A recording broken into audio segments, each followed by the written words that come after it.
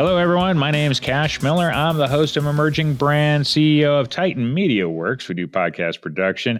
We're talking franchises on this show, and this one's a really good one because, I've got with me Nichole Daher, and she's with SOS Franchising, but it's Success on the Spectrum. They are an autism-based franchise, so this is a learning, education opportunity. Nichole, it's great to have you. I love your story, and I want really people to hear this. So tell us a bit about yourself, the business, how you got into how did you start this kind of a franchise? Absolutely, and honestly, Cash, it was kind of an accident. I had a full career in nuclear medicine, and I was completely happy working in the hospital systems. And funny story. The cardiologist at work asked to marry me and I accepted. And I was suddenly mom to a 4-year-old autistic child. I had never been around autism before. I had no idea what I was doing. Her mother was kind of out of the picture. And so I had to kind of figure all this stuff out and how to help her and how to treat her and how to avoid the meltdown. Mm-hmm.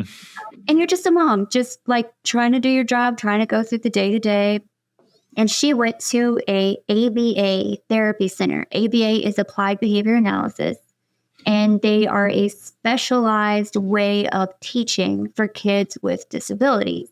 And it could be learning disabilities or developmental disabilities, but it's kind of a Montessori style, hands-on approach to learning because these kids can't be expected to sit in a desk for 8 hours. I mean, most neurotypical kids can't even sit in a desk for 8 hours a day and just stare at a teacher.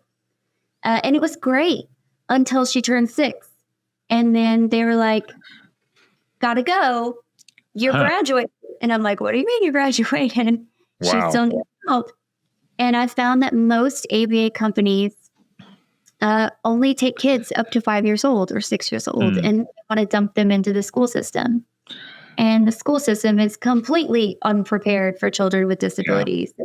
They say they can handle it, but they're always short-staffed. There's no specialized training. The facilities that they have are the same, sit in a desk 8 hours a day type of style of teaching. So it wasn't the place for her, and it's not the place for a lot of kids.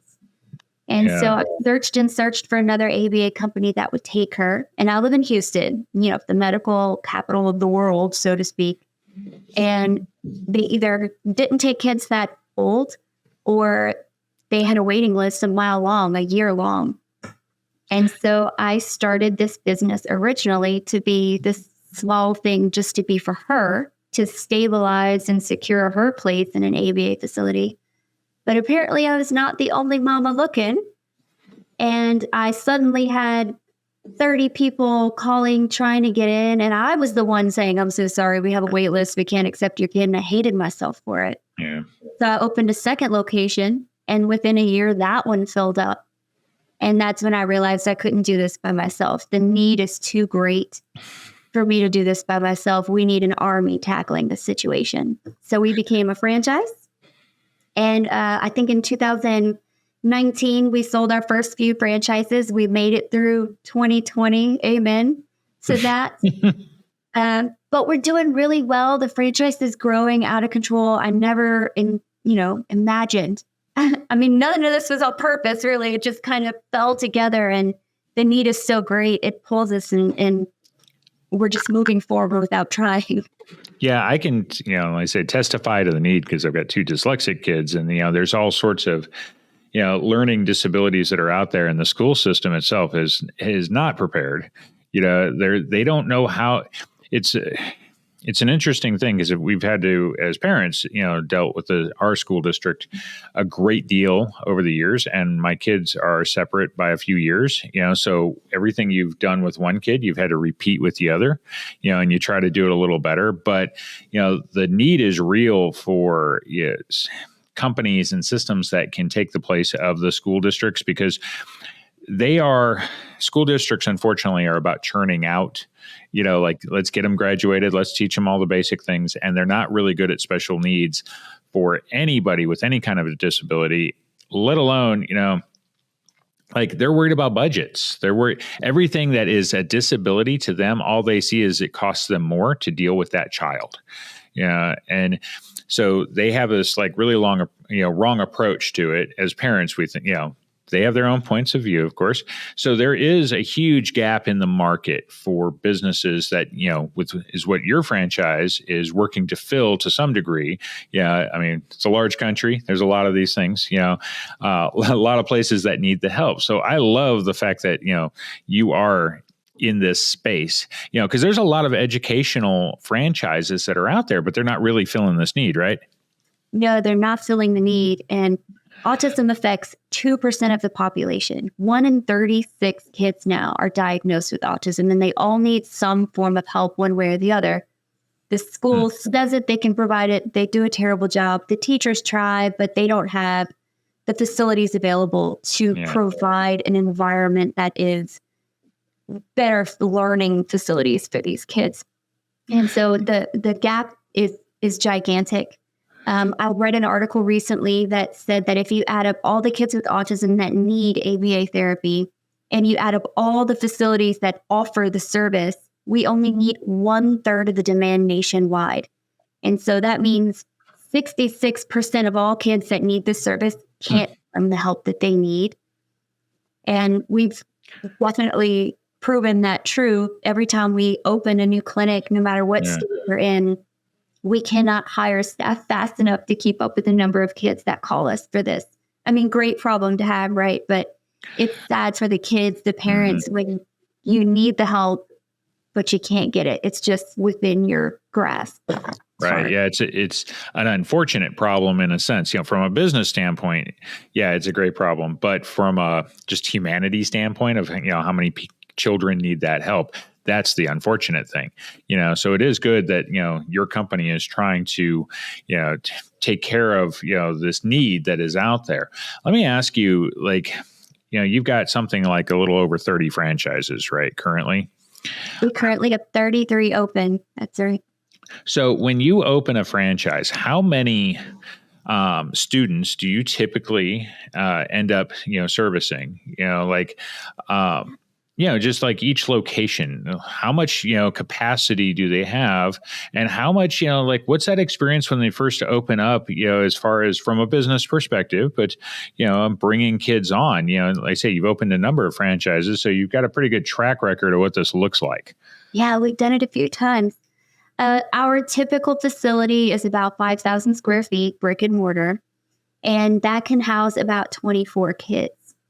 And health insurance pays our tuition, right? So the parents don't have to come out of pocket for this, which is great. I love that because we can serve the rich people, the poor people, the tall, the short, the big, the skinny, it all, autism doesn't care who you are. It affects you the same, and insurance will pay the same. And we get anywhere between $8,000 to $10,000 a month in reimbursement per kid. So you can imagine. Per kid? Per kid. Oh my God. And our facility can hold 24 kids. So at capacity, you would be making close to $250,000 a month. Now, we are a service-heavy business, right? Sure. So each kid gets their own tutor at all times. The great benefit that we have over schools for the kids is that they get that individual attention, and the progress is just greatly accelerated. But for us, we don't have to hire certified teachers. And that's where the schools are always short-staffed. They can't find enough certified teachers to supply their kids with this. We do hands-on training. We have an internal certification program, and we call our staff behavior technicians. And so we can hire anybody with a high school diploma that is naturally good at playing and working with kids, and train them on the technicalities of what to do and how to help this child learn in a style that they are able to accept into their brains. Yeah.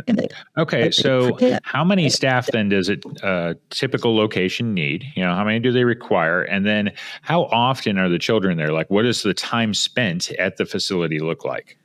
So most of our kids are full-time, 8 to 4, Monday through Friday. They come to us instead of school. We have a few part-timers, but not very many. The majority are full-time. And so you need your 3 key staff, your CEO, your office manager, and your behavior analyst. That's your master's degree like hmm teacher's style of level. And then you have one technician per child. So if you have 10 kids in the clinic, you need 10 behavior technicians in the clinic.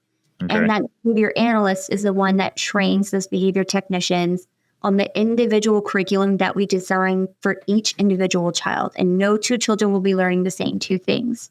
And so every location has their own staff, trains their own kids according to who is actually attending. So this is a Monday through Friday. We are the replacement. You're not going to go to your regular school. So it's almost, in a sense, it's a private school, but it's got a very specific focus, of what, how it's taught. And the 1-to-1, I mean, for kids with any kind of disability is like, and with learning disabilities, autism and stuff, it's huge to have that. And regular public school and many private schools for that matter can't do that. Yeah. And we're considered a medical facility, not a school facility. Schools, if you imagine, only teach academics. That's all they teach. We can teach those academics, but we also have to teach a child how to think in pictures, imagination, and pretend, cognitive functioning. We do toilet training no matter how old they are. Schools won't take a 7-year-old that isn't potty trained. We will. We can teach eye contact. If a child is nonverbal, we can teach them verbal communication or how to use a device to talk. Some of these kids their brains are just not ever going to develop to be able to speak words like you and I are. But if I can teach them to use their phone to put in their order at McDonald's, they can live life like a normal person. So we have all these apps that we can use to teach them to talk and communicate. And that just opens up their lives to they can fit in and live independently now, where before they couldn't. Yeah. What does training for the staff look like? Because how long does it take to, get them through the training? And also how difficult is it for a franchise to recruit that staff? You don't need it. You don't have to have some college degree specific for it or anything, but it's still, there's a challenge of working with, children that have, all these, different complexities about them. Exactly. We do a lot of hands-on training with them, and it's almost continuous. So finding the pool of people that you can choose from is very large. Anybody with a high school diploma, I can teach you how to work with this kid. It's not rocket science, but you want someone who has the natural ability and desire to play and connect with kids. All of the lessons that we teach, again, not in a desk 8 hours a day, all the lessons are hands-on. So if we're learning the color blue, we're going to do flashcards that have blue. We're going to play with blue toys. We're going to paint with blue paint, and we're going to go outside and look at the blue sky. And so these RBTs have to be almost inventive in how they approach a child to give them new information. You can't just talk at them. You have to put everything into a game, everything into a show. And so when we do interviews, again, anybody with a high school diploma, we usually interview them in person, sit them down with the kid and say, hey, can you play Legos with them for a minute? And if we see that they're interacting with the kid because they've had brothers and sisters, or they're the oldest cousin, or they've been like a summer camp counselor before, those people that have the natural ability to work with kids slide right into our training. We have a little bit of video training for them to do when they first start, but everything after that is really hands-on. This kid doesn't speak. This is how we're going to teach them how to speak. This kid isn't potty trained. This is how we're going to work with this particular kid. And we have everything electronically data logged into this program that the therapist reads all day long and marks how often a child gets an answer wrong or right. So we can graph over time how successful the child is mastering over whatever program we have in place for them. So what does turnover look like from an employee standpoint? Because this is something when you say, hey, I want this job, I mean, you're really embracing something. It's not your typical job, right? But, yeah, you're not working retail or something. So what does turnover look like? How long do employees usually stick with this kind of a position? That's a great question, because this job is not for everybody, right? You're working with kids who have a level of patience that most people don't have. So we had two groups of people. Usually when an RBT or a behavior technician starts, they either stay for 2 years or they stay for 2 months. You kind of figure out right away if this is for you or not, which I love, because if it's not for you, then go. Yeah. Don't like bother us for years and torture us all for months while you try to figure out if this is for you. So you see pretty quickly. So the turnover is kind of misbalanced, but there's 2 spikes where you either quit right away or you stay forever. Because once you hit that special moment where this child who is told by doctors would never be able to speak, and you get them to say, "Mommy, I love you," and everybody in the entire office is crying and on the floor. Those moments happen so often with us. Once you have one of those, they stay. Yeah, I believe that. Wow. Yeah, you don't think in any kind of a business of having those types of moments. Yeah. So, I mean, that's wonderful. We really And call then, it for the business that has profit with a purpose, because it's not just about the money for us. It's got to be that you love what you put out into the world, and you get this like self-satisfaction, this glow about you that you're putting good out there, this karma that comes back to you because you're doing God's work. It's all about the kids, really. yeah, it really is. Like I say, this is not the type of business that's for everyone, but it's going to be for a lot of people if you want, because a lot of people nowadays, especially, they want purpose-driven things. They don't necessarily just want to do, be in business for the money or anything. How hard is it from a marketing perspective if you've got a new franchise? Like how long does it typically take to get up and running? And then how long does it take to, end up with a school full of kids? Once your business is open, construction's done, you open your doors and you're open to the public, most of our franchisees start with 2 or 3 kids on their waiting list before they open. As soon as you exist online, build it and they will come. Clients will find you. The demand is high. These mamas are angry that they can't find, just like I was, they can't find services for their kid. They're hunting online for you. Your biggest trouble, and we're not marketing for clients. We just put ourselves online, put on Google Maps, go on Facebook, and we exist. People find us. So we market more for staff than kids, because interviewing, letting them put in their 2-week notice where they are, training them and getting ready. One staff member takes 6 weeks to get ready, but within that 6 weeks, 3 more clients will call. And so you're just constantly trying to keep up. So the CEOs with hustle can fill their clinic, no doubt, within their first year. And what we've seen with our franchisees so far that have opened is that they're breaking even usually around the 9-month mark.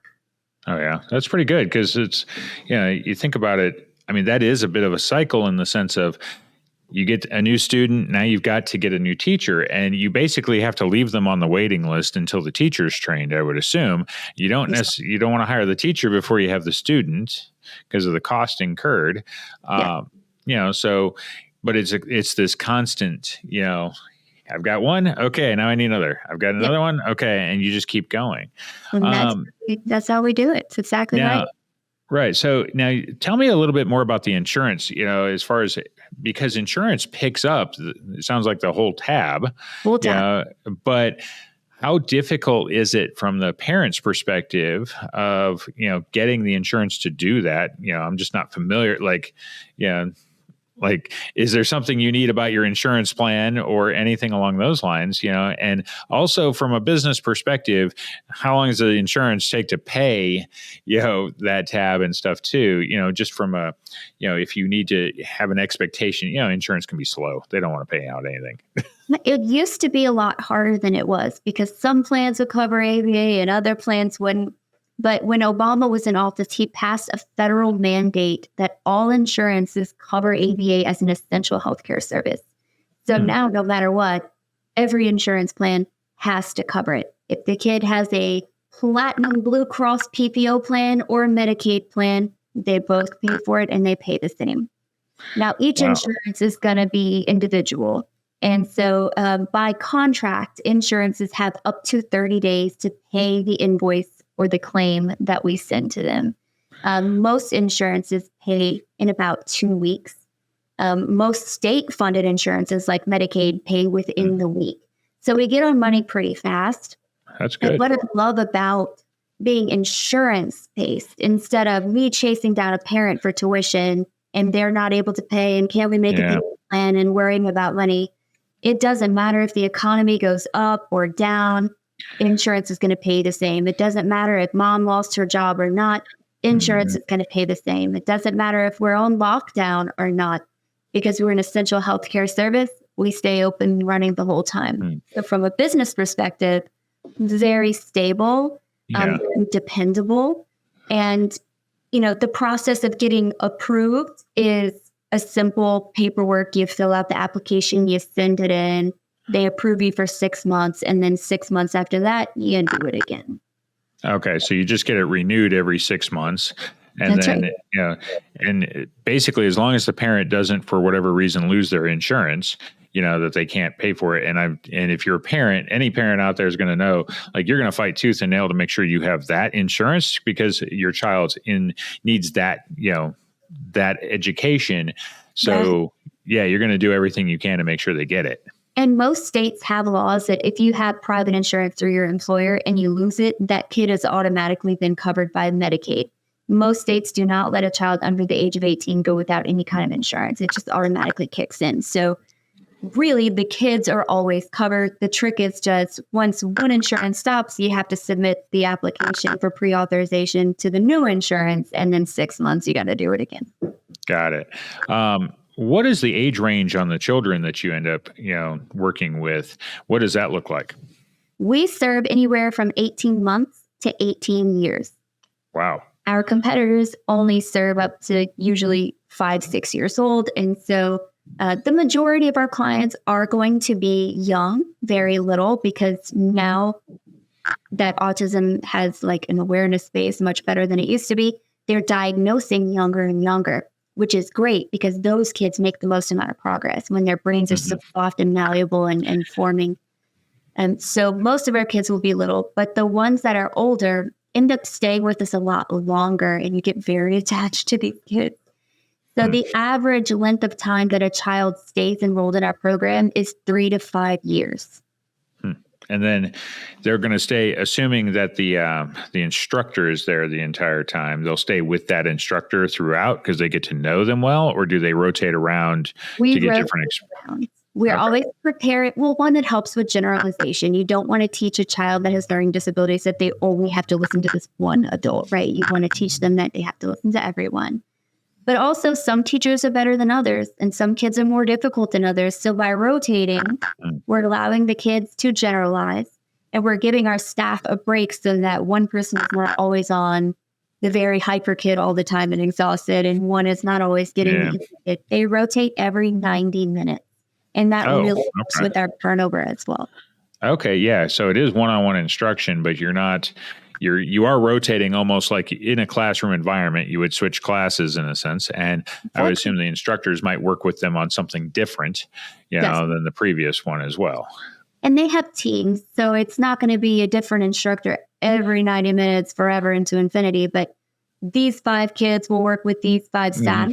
They rotate in circles all week long. And so you're getting the same people that are familiar with your kid, but it's 5 people instead of 1. Yeah. Well, yeah, that makes sense. So they say it's similar to regular public school in that regard, just from classroom to classroom. And that helps the child because it's more familiarity. So it's going to be a little less nerve wracking every time, because they get used to, that's their team, that they work with. That's great. Okay. So let's talk money though. What does it take to invest in this kind of franchise? Like, what's the breakdown from franchise fees through? Because you've got a facility too, so there's a build out. There's, they say it's kind of intense, on the money.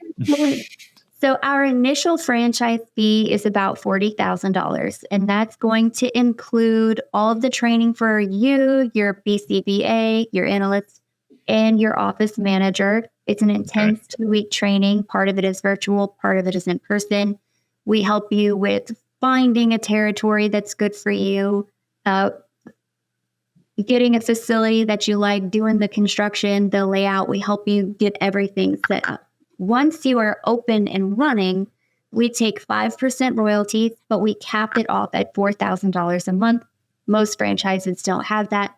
So about after you hit the 8th client, then the royalty fees don't go any higher. You just stay at that base. So you're able to make more and more profit, but you don't necessarily have to pay us more and more, which is great for our franchisees who want them to be successful.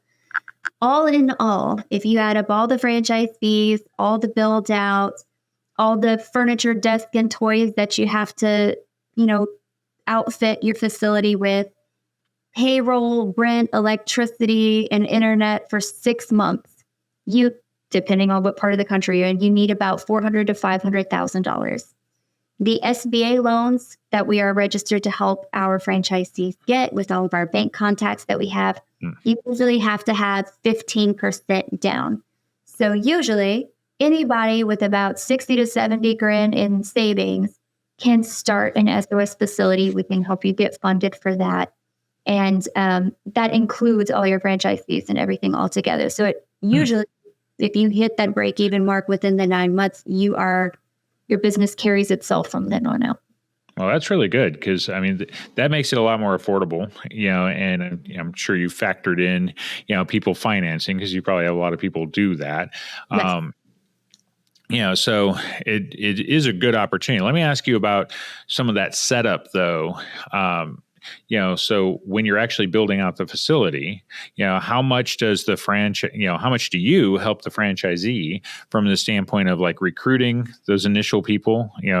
Of course, you're going to help with the training side, but the recruitment, the outfitting of the facility itself, do you have vendors that, are, preferred, that you might be able to get deals on, just things like that. So that, because each franchise, I assume you want some consistency, obviously, in the operation, Okay. like I say, you've got a formula to make this work. So what's that look like to, on that end? We are far more flexible than most franchisors. So basically, when you pick the facility that you want, you can own it yourself, or you can rent it from a landlord. It can be a glass office building, flex space, retail space, standalone space. Kids don't care. Everything works. We don't have a very specific cookie cutter layout that we use, like all Starbucks are going to look the exact same. Bathrooms always on the left. We don't have that. As long as you have so many classrooms of those sizes within your facility, we don't care what the layout is. And so we find an existing space that works. We do just a little bit of drawing to make sure you have all the rooms that you need. And that's it.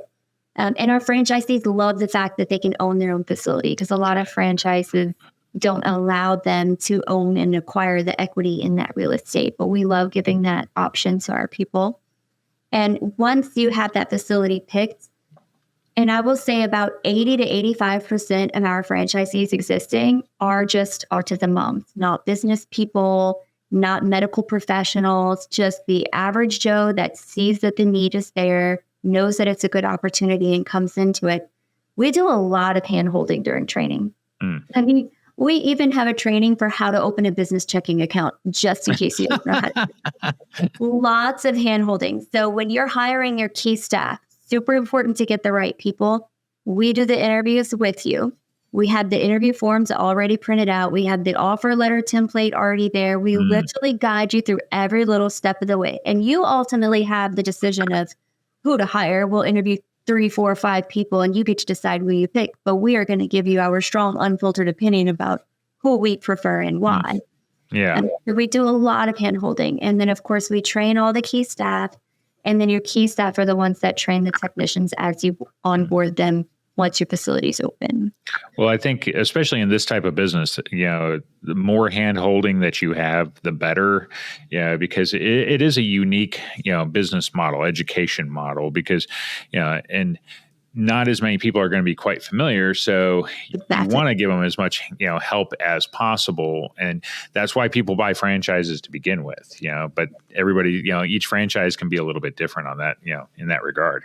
Especially in something so new, never having done medical claims before. I mean, I didn't have any help when I started, and I made some expensive mistakes. And so you get to learn from all my mistakes that I made. So it really saves you money in the end. There are some things about insurance that signing up to become in contract, they make it difficult for the average Joe to understand how to fill out the applications. We sit down and we do it with you to make sure it's done right the first time, doesn't waste your time. And in addition, our training and our support is different than other franchisees. I know a friend who has a different franchise, and when they need help, they have to submit a ticket. I can't stand that. We have instant chat. Boom, you got us right. So it's one of these, you got to have the help you need when you need it. Yeah, you're so right about it, especially, in any kind of business. So that's a really good thing that you offer. So if somebody wanted to, get a hold of you and invest in this type of franchise and learn more about it, how would they go about doing that? You can find all the information you need at sosfranchising.com. If you can't remember that website, you can visit our consumer website, successonthespectrum.com, and click on franchise opportunities.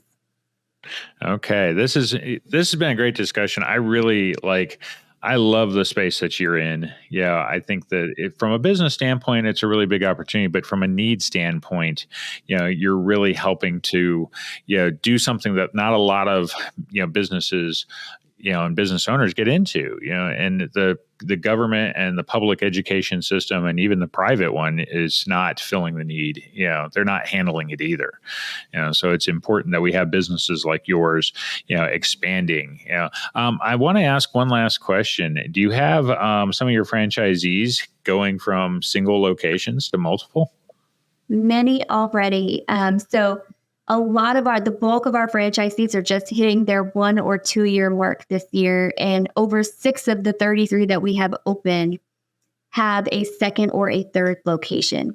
And Opening that second location isn't twice the work as one. It just kind of bumps a little bit. So it's very easy to scale. It's very modular. And we love our existing franchisees that are doing well, seeing them expand. Yeah. I mean, 24 kids kind of fills you up. And you mentioned the numbers being like 1 in every, 36? Yes. Yeah. Has autism. I mean, so there's obviously a huge need.